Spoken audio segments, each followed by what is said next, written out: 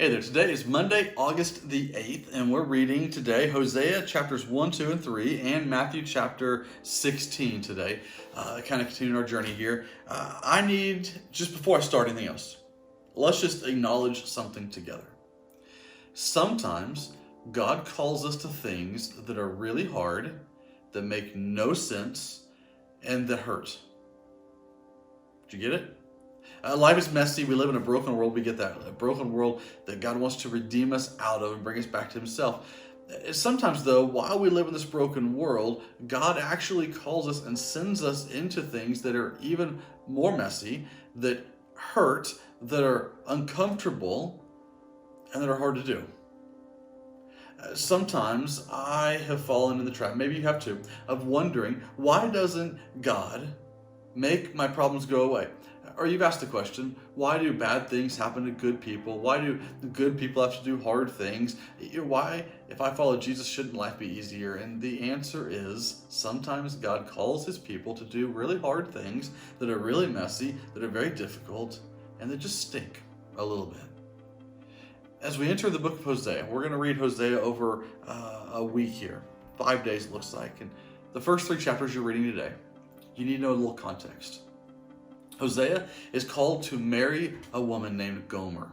He's married a woman named Gomer. And Gomer is going to be unfaithful to him. She's going to be adulterous and she's going to run away from him. And he's called to marry Gomer as an example that the people of God, Israel, have been adulterous toward God. God calls Hosea to enter a very difficult marriage and for Hosea to be faithful, to show the character of God in the marriage. Well, they're going to have a couple of kids in chapter 1. The first child they're going to name Lo Ruhamah.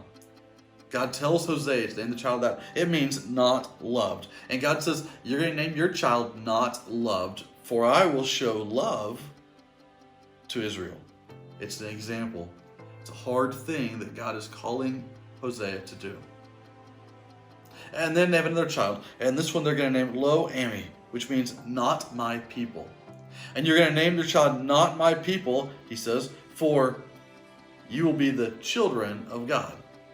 You're going to name your child not my people so I can show you how you are my people. This is what God's doing. It's a little paradoxical and a little hard to understand. God is calling Hosea. I messed the names up.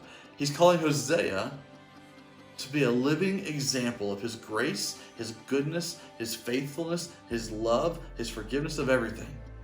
Sending Hosea into a hard marriage, into a difficult people, into a messy situation that's going to get messier as we read through these chapters. He calls him to live this way faithfully so he can show the faithfulness of God in his life. It is very possible, actually, it is very probable, it's very likely that God has called you to enter messy situations, difficult relationships, hard places, so you can show the faithfulness of God. When the world is unfaithful, you are faithful. When people hurt you, you forgive them. When people run from you, you pursue them. So you can show the love of God. When they curse you, you can love them. When they hurl insults at you, you can love them. When they mock you, you can show them love. So that you can show the grace of God. And when they write you off, you can give second chances. It's so that you can show the forgiveness, the steadfastness of God when all else fails. So that a broken world all around you will look you in the eyes, will look at your life, and they will see the fruit of a faithful God. Just like Hosea, you've been called to enter a messy situation, difficult relationship, in a hard place. And you've been called to enter it to portray the character of God, so your life will be a living sacrifice, a living example of the Holy God.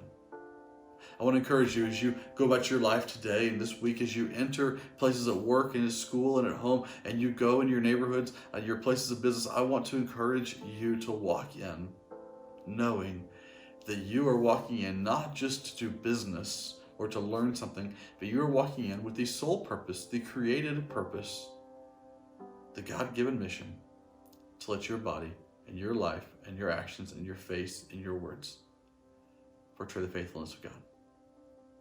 You go be a living sacrifice so others will see God in you. I hope this week is fruitful for you as you enter the harvest to bring people to know Jesus. And until I see you again, you are sent.